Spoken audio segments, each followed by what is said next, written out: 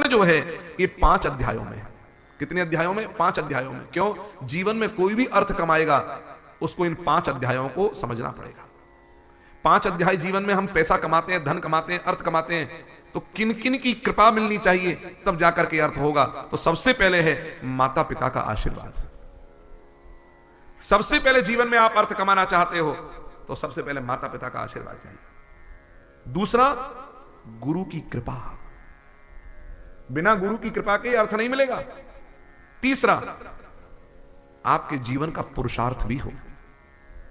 केवल गुरु कृपा नहीं, गुरु कृपा को प्राप्त करके फिर जीवन में पुरुषार्थ करो, मेहनत करो, परिश्रम करो। और परिश्रम करते में कभी फल की आकांक्षा किए बिना परिश्रम करते रहो, क्योंकि फल तो आपको आपके पूर्व जन्म के कर्म से बने प्रारब्ध से और वर्तमान के कर्म के फलस्वरूप मिलेगा। इसलिए चौथा अध्याय है प्रारब्ध का। प्रारब्ध बहुत बलवान है। ये 4 चीजें जीवन में मिल जाएं तो अर्थ मिल जाएगा कि नहीं मिलेगा? 5वीं चीज और है, वो है भगवान का अनुग्रह।